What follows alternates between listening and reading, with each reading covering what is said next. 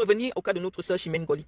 Alors, lorsque vous ne pouvez pas donner des enfants à un homme. Ça peut aussi constituer un motif de blocage. On peut expliquer ça sur le plan psychologique. Docteur Marlène Mvoutou donne son avis sur la séparation de l'artiste Chimène Goli et son mari. Regardez cette vidéo jusqu'à la fin.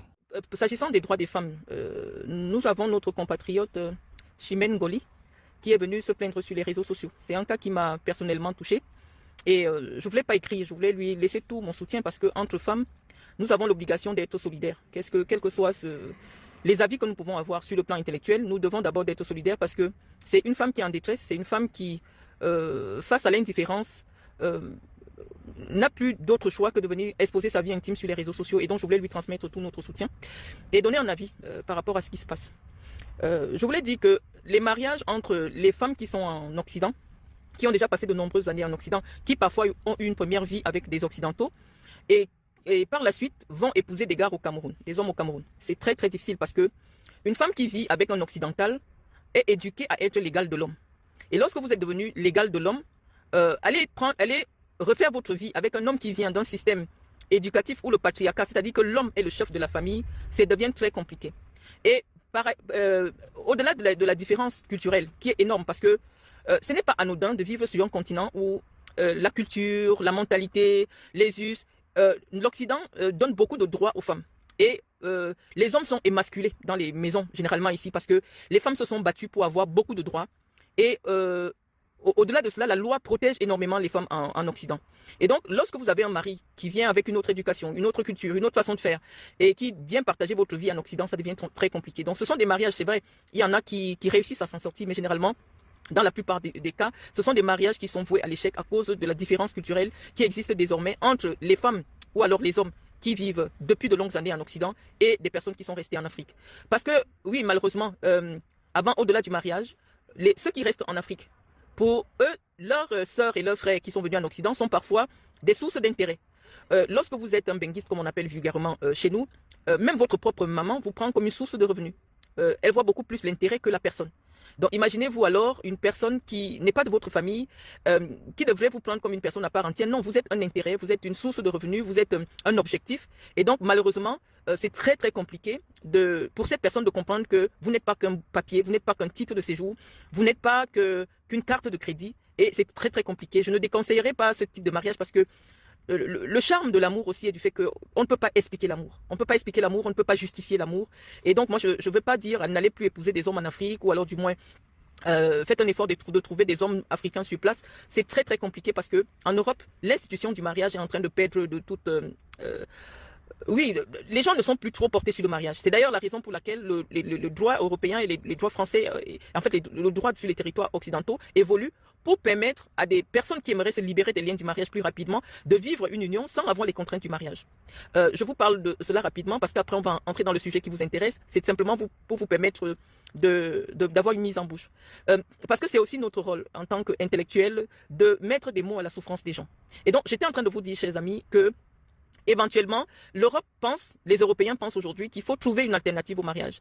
Et c'est pour cela que le pacte de solidarité, qui est encore appelé le Pax, permet aux personnes qui décident de vivre ensemble d'avoir les avantages, il faut appeler cela des avantages, du mariage sans les contraintes. Parce que oui, malheureusement, lorsqu'on entre dans les liens du mariage, il y a des engagements à respecter, l'obligation de participer au fonctionnement aux charges du couple. Vous ne pouvez pas être marié, par exemple, c'est le cas des femmes africaines qui parfois partent de l'Afrique pour venir épouser des Occidentaux ici et qui pensent que c'est comme au Cameroun où tu restes à la maison, tu es couché et ton mari blanc doit ramener tout à la maison. Vous allez voir que ce type de mariage ne dure généralement pas parce que culturellement c'est différent. En Occident, on tient à la lettre cet article du Code civil qui dit que chaque époux participera aux charges du foyer en fonction de ses moyens. Et donc, oui, malheureusement, l'Occident est une société où la femme qui a réclamé l'égalité avec l'homme doit participer.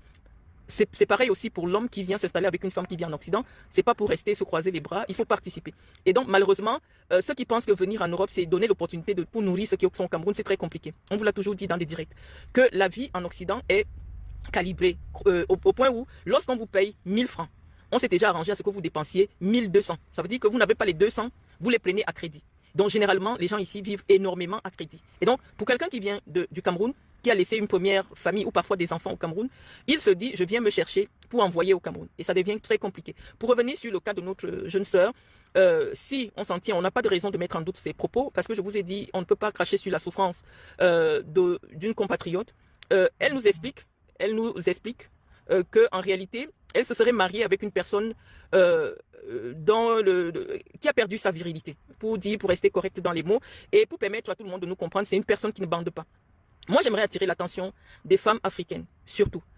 Vous savez, lorsqu'on s'engage dans les liens du mariage, c'est aussi pour accepter qu'à un moment donné, vous puissiez vivre avec quelqu'un qui perd sa virilité. Parce que malheureusement, le corps d'un homme est appelé à un moment donné à ne plus fonctionner comme celui d'un jeune homme. Je ne sais pas comment vous expliquer ça en des thèmes plus catholiques, parce que nous sommes en train de traverser la période du carême, donc il y a certains mots ou certaines choses qu'on n'aimerait pas dire. Lorsque vous acceptez de vous marier, chère sœur, sachez qu'un homme, la nature a voulu qu'à un moment donné, l'homme ne soit plus sexuellement actif autant que quand il était jeune. Donc, vous n'allez pas aller dire à une femme qui a épousé un homme de 92 ans que son mari fonctionne. Vous n'allez pas le lui dire. Parce que malheureusement, la nature voudrait qu'à partir de 45 ans, vous voyez comment l'homme perd sa virilité très tôt. À partir de 45 ans, un homme a des pannes sexuelles. Et donc, il faut tout un aménagement psychologique pour permettre à un homme, à partir de 45 ans, de pouvoir exercer sa virilité. Et donc, malheureusement, il y a des choses, des comportements, nos attitudes, nos façons d'émasculer les hommes, malheureusement, qui viennent de l'Afrique, qui peut les pousser à perdre un peu de leur virilité. Parce que la virilité nécessite un certain nombre d'agrégats. C'est-à-dire que l'homme a besoin de se sentir chef. L'homme a besoin de se sentir fort. Mais vous arrivez dans une société où votre épouse, peut-être financièrement, parce qu'elle a plus, elle a des papiers que vous n'avez pas, a accès à un métier où elle est mieux payée que vous. Oui, il faut une hauteur d'esprit pour que l'homme continue à se sentir homme dans ce type de contexte. C'est-à-dire que dans un contexte où c'est ta femme qui te domine financièrement, l'homme a besoin de dominer la femme sur au moins plusieurs plans. Donc il faut que nos sœurs comprennent que cet appareil que les hommes ont ne fonctionne pas tout au long de sa vie. Mais quand vous vous engagez dans les liens du mariage, c'est pour toute une vie, pour le meilleur et pour le pire. Ça signifie quoi? Ça signifie qu'il y aura une période où ça ne va plus fonctionner. Hein? Malheureusement, ça ne va plus fonctionner. Et donc, vous devez adapter votre sexualité. Même le bitako là ne peut rien parce que c'est la nature. Et je vais vous dire pourquoi sur le plan spirituel, Dieu a voulu qu'à un certain âge, l'homme ne fasse plus l'amour. Normalement, parce que après on va développer, parce que je sais que vous aimez que quand je vous parle un peu de la mystique, c'est-à-dire que je vous disais dans un précédent direct qu'il y a un certain âge où un homme ne doit plus faire les enfants. Parce que n'oublions pas que la fonction première des rapports sexuels est de procréer. Mais la nature a voulu qu'à un certain âge, au vu de la faiblesse des spermatozoïdes ou alors de plein de choses que l'homme va faire, parce que spirituellement, l'homme quand il vieillit, il va vers sa déification, c'est-à-dire il veut devenir un dieu. Et un dieu ne se reproduit pas. C'est-à-dire qu'il y a des rites, par exemple, spirituels. Lorsqu'on les fait à un homme, c'est un homme qui ne procrée plus. Donc il faut comprendre que quand l'homme vieillit, il n'est plus fait pour faire les enfants. Maintenant, si vous voulez entretenir une forme de sexe, ce n'est pas uniquement la pénétration, le full penetration, comme les anglophones disent. La sexualité englobe plusieurs paramètres qui peuvent partir de la simple façon de parler à quelqu'un, une simple caresse, beaucoup de choses, la tendresse, parce que les Africains, malheureusement, ne connaissent pas la tendresse. Les câlins. Vous voyez par exemple à une époque où le téléphone rose existait, il y avait des Occidentaux qui appelaient uniquement pour entendre la voix d'une femme. Pour entendre la voix d'une femme lui dire des choses, même s'il ne peut plus le faire. Voilà, il faut savoir que la société a besoin on peut orienter en fonction de l'âge. Les femmes africaines aiment trop la pénétration. Non, la pénétration, ce n'est pas uniquement cela qui constitue un rapport sexuel. Il y a beaucoup de choses qui peuvent participer à l'épanouissement. Il faut simplement savoir adapter votre routine avec votre partenaire et en tenant compte du fait que malheureusement lorsque l'homme connaît des pannes, s'il a en face de lui une femme qui n'est pas compréhensive, il peut se fermer et ne pas vouloir proposer une autre forme de sexualité. Il faut être très très compréhensif et se dire que oui, lorsque vous vous engagez dans les liens du mariage, malheureusement, il y aura une période où vous aurez en face de vous un homme qui ne pourra pas vous donner sa virilité de ses 15 ans. Et donc ça ne peut pas, c'est pour cela que le législateur camerounais ou français a pensé que l'absence de rapport sexuel constituait une cause péremptoire de divorce. Donc vous ne pouvez pas vous présenter devant le tribunal, devant le juge camerounais et lui dire mon mari n'écrit pas, le bic de mon mari n'écrit pas, je demande le divorce. Non, ce n'est pas une cause péremptoire. C'est-à-dire, c'est pas, quand je dis cause péremptoire, c'est pour les juristes, mais ce n'est pas une cause obligatoire qui lit le juge, qui dit au juge que non, comme le bic n'écrit pas, vraiment il faut que les gens s'y divorcent. Parce que c'est la vie, ça peut être un problème de santé, ça peut être la femme qui a un cancer de l'utérus et elle ne peut pas entretenir des rapports. Le fait qu'un homme ne puisse pas entretenir des rapports ne peut pas constituer un motif de divorce. D'après la loi camerounaise. C'est-à-dire, si vous êtes marié au Cameroun, vous ne pouvez pas vous ne pouvez pas obliger un juge à prononcer le divorce parce que votre mari ne fonctionne pas. Ce n'est pas une cause de divorce. Maintenant, elle nous a expliqué que elle a mis des biens au nom de son mari et elle a pris un crédit pour faire le mariage. Bon, là-dessus, il faut qu'on lui explique et qu'on lui donne une solution. D'après le droit camerounais, le droit civil camerounais, lorsque un couple est marié, la femme n'hérite pas de l'homme. C'est pour cela d'ailleurs qu'on a toujours sollicité qu'il y ait un nouveau code de la famille au Cameroun pour protéger beaucoup plus les femmes camerounaises. La femme n'est pas l'héritière d'un homme si elle n'est pas l'héritière d'un homme. Ce sont les enfants qui sont des héritiers en principe, et sans enfants, ce sont les frères. C'est très compliqué. La femme est usufruitière du domicile conjugal, c'est-à-dire qu'elle peut habiter, mais elle ne peut pas vendre la maison, la maison conjugale. Quand je vous énonce ces quelques propos du droit camerounais, c'est pour vous dire que l'homme africain, quand il se marie, connaissant les lois, qu'elles soient coutumières ou elles soient légales, il veut se reproduire. C'est pour revenir au cas de notre sœur Chimène Goli. Alors, lorsque vous ne pouvez pas donner des enfants à un homme, ça peut aussi constituer un motif de blocage. On peut expliquer ça sur le plan psychologique. Parce que un homme qui épouse une femme qui ne fait pas les enfants, il a l'impression qu'il creuse un puits sans fin. Donc, il faut beaucoup de compréhension dans ce type de relation. Généralement, c'est des Occidentaux ou d'autres personnes qui sont compréhensifs ou alors de se dire, oui, je me marie, mais malheureusement, je ne pourrais pas avoir des enfants de manière naturelle. Donc, après, le besoin de se reproduire qui peut constituer un blocage dans un foyer, on dit simplement que notre sœur, sachant que son mari a eu des enfants d'un mariage, un précédent mariage, elle devrait, si elle aimait vraiment son mari, se préparer à l'adoption, d'après que lui accorde le droit français qui dit un Français ou une Française qui est mariée à un étranger ou alors qui est marié, au bout de 2 ans de mariage, peut adopter les enfants de son mari. Parce que oui, ça doit se faire de vice-versa. Moi, je ne me vois pas en train d'être mariée et mon mari n'accepte pas mes enfants. Donc, essayez aussi de vous mettre parfois, chère sœur, à la place des hommes. C'est-à-dire que c'est comme si toi, tu avais des enfants, quelqu'un refuse que tu envoies de l'argent à tes enfants au Cameroun, il refuse que tu fasses venir tes enfants, parce que oui, lorsqu'on vient découvrir les avantages qu'il y a dans ces pays occidentaux, on aimerait au moins laisser la chance à nos descendants de pouvoir bénéficier de cela. Elle est française, au bout de 2 ans, elle aurait reconnu les enfants de son époux, les enfants seraient devenus français et ils auraient eu la chance de fréquenter dans un système ou de vivre dans un pays qui leur donne beaucoup plus d'opportunités. Donc aimer un homme qui a des enfants, c'est pareil aussi qu'aimer une femme qui a des enfants. C'est l'accepter avec son passé, avec sa vie. Je ne vois pas la femme au Cameroun qui serait malheureuse parce que son mari a épousé une femme qui a la nationalité française, qui reconnaît les enfants de son mari, qui prend les enfants de son mari et qui leur permet d'avoir une vie meilleure en Occident. Donc moi je pense qu'il y a eu un certain nombre de paramètres, il y a aussi eu un peu d'égoïsme qui n'ont pas favorisé l'éclosion ou alors l'épanouissement de ce mariage. Maintenant, la dynamique destructrice dans laquelle le couple est, on peut leur demander que vraiment, lorsqu'il y a de tels problèmes, malheureusement, les Français quand ils agissent, ils punissent tout le monde. En principe, la France, elle était une terre très ouverte. C'est à cause de nos propres agissements, nous les Africains, que beaucoup de choses ont été supprimées ou alors ont été complexifiées parce que c'est nous-mêmes nos propres bouches. Si tu te sépares de quelqu'un, la loi en France laisse la femme, permet que ce soit la femme qui garde l'ancien domicile conjugal. Donc en principe, elle est dans son droit, elle va rester dans son appartement, l'homme va sortir. Mais pourquoi faire le tapage? Parce que ce tapage va desservir d'autres familles ou d'autres couples qui sont en attente de regroupement familial. Parce que les Français ne comprennent pas. Comment c'est possible qu'une femme s'engage dans les liens du mariage avec quelqu'un avec qui elle n'a jamais entretenu une intimité? Ça n'a pas de sens. Est-ce que c'est un mariage blanc?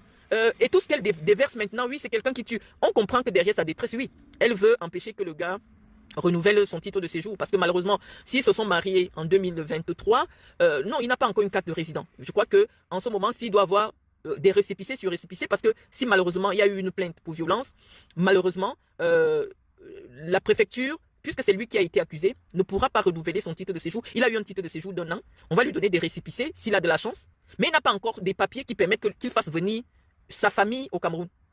Donc c'est très compliqué. Donc si elle est dans une dynamique où elle explique aux gens, oui, ce sont des gens du Cameroun qui écoutent ce qu'elle raconte, mais avec un titre de séjour d'1 an, il ne peut pas, et une situation financière qui n'est pas acceptable, il ne peut pas faire venir sa famille. Et donc, moi je pense qu'elle est un peu dans la surenchère.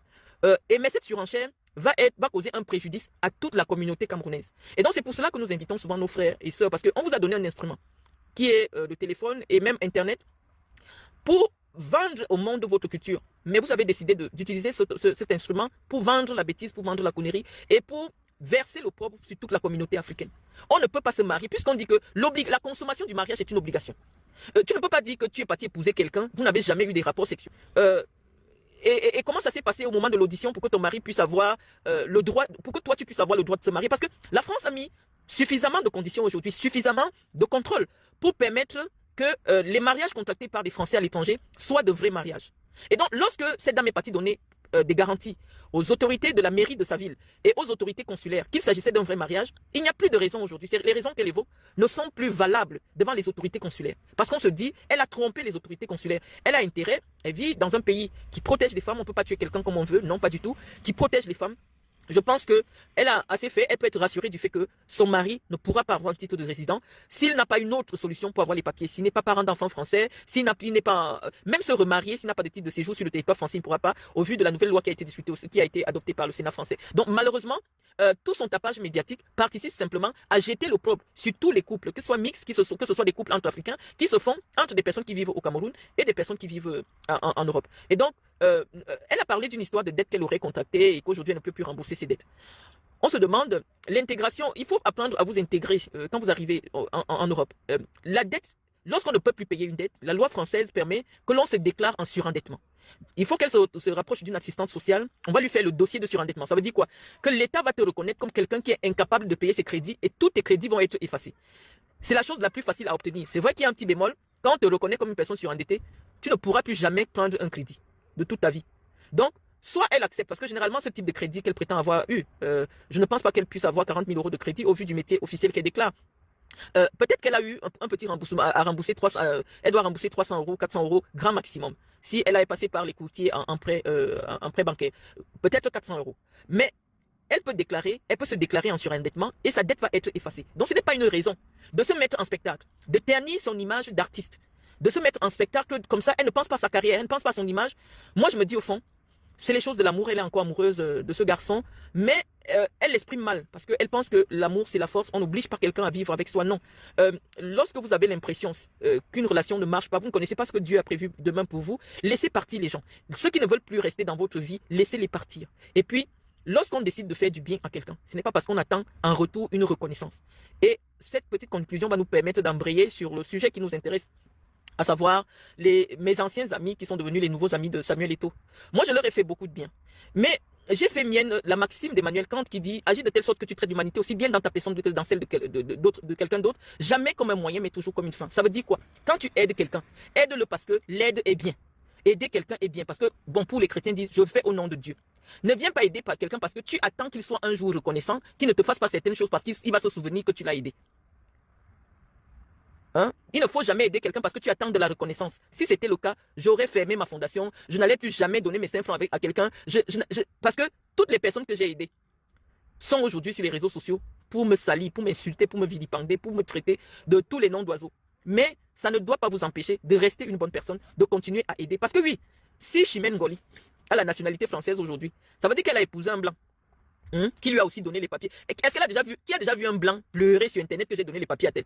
Le blanc, il s'en fout, c'est la loi de son pays qui stipule que la nationalité d'une femme mariée ou d'un homme marié à un Français c'est de droit. Donc pourquoi il doit se faire mal? Il doit souffrir parce que quelqu'un a eu les papiers grâce à lui. Vous n'êtes pas venu du Cameroun avec les papiers. C'est la loi d'un pays qui permet que dès que vous vous mariez, au bout de 4 ans, la loi vous donne l'opportunité d'accéder à la nationalité française parce que c'est une nationalité de droit. Donc en principe, pourquoi ça vous fait mal quand quelqu'un, j'ai vu l'autre aussi pleurer partout comme ça, Zomobem. Non, est-ce que vous êtes, c'est quoi ces affaires de papier? Oh, je lui ai donné les papiers, mais le blanc qui t'a donné les papiers, lui n'a jamais fait le direct pour dire que je t'ai donné les papiers. Et si ça se trouve, parce que moi je suis quelqu'un d'extrêmement spirituel, il y a des femmes qui marchent ici dehors avec leur karma sur la tête. C'est-à-dire qu'il y a des femmes qui pensent que le blanc, lui, n'est pas un vrai être humain. Elle dit que je vais faire n'importe quoi à un blanc. Après, j'irai me marier à mon frère. Non, spirituellement, tu vas porter un karma. Parce que ce que les femmes africaines font aux blancs ici dehors, tu as un mari blanc à la maison. Mais c'est toi qui travailles le camion, parce que tu as le chantier au Cameroun. Il supporte, parce que les blancs, quand le blanc dit qu'il l'aime, il l'aime vraiment. Quand un blanc dit qu'il t'aime, il accepte. Si tu as trouvé au camion, tu lui dis que chérie, j'ai envie de continuer à aller au camion. Le camion, il dit que bah, je t'ai trouvé au camion, si ça te plaît, continue à faire le camion. Mais tu me fais venir un noir ici. Quel est le noir, franchement, qui va accepter tous les soirs? Il sait que 5, 10, 15, 20 personnes sont passées sur toi. Mais lui aussi, tu veux qu'il se lève. Il ne peut pas se lever. Venez souvent raconter les vérités de vos vies. Venez raconter les vérités de vos vies. Rémi Langoué, je te dis que tu fais ce qu'on appelle la déclaration de nationalité par le mariage, c'est bien ce que je dis, mais c'est une nationalité qui est de droit. C'est-à-dire c'est une procédure, dès que tu as demandé, tu as fait la déclaration de nationalité, c'est de droit, ça ne se débat pas. C'est comme le titre de séjour du parent d'un enfant français, c'est un titre de séjour de droit qui oblige l'État à te donner. C'est un titre de séjour obligatoire, je ne veux pas qu'on revienne dessus. On était en train de dire qu'il y a des femmes qui portent un lourd karma parce que ce qu'elles ont fait vivre aux blancs, elles pensent que quand elles vont se mettre avec le noir, la nature va oublier. Parce que les femmes africaines, surtout, ce qu'elles font avec les blancs, elles disent seulement que dès que je mets papier, je vais partir. Oui, quand tu vas partir, tu portes avec toi un loup karma. Parce que le blanc est un être humain. à la seule différence que il n'y a pas le pigment qui noircit nos peaux, dans sa peau, dans son corps. Donc quand vous faites aux enfants des gens, les blancs ici, sachez que Dieu, la nature, va se venger de vous dans vos relations que vous irez chercher au pays. Il y a des femmes ici, elles finissent de voler le blanc, parfois même elles en parfois elles font des choses. Quelqu'un qui t'a aimé, qui t'a donné un toit, qui t'a tout fait, parce qu'il a la peau blanche, tu dis, ah, qu'est-ce que c'est fou avec les blancs, je vous entends souvent. Parce que pour vous aussi, le blanc n'est que synonyme d'intérêt. On est avec le blanc, ce n'est pas le vrai mariage. Vos vrais maris sont au Cameroun. Vous êtes ici dans l'attente d'une situation, de l'amélioration de vos situations. Les blancs sont des êtres humains.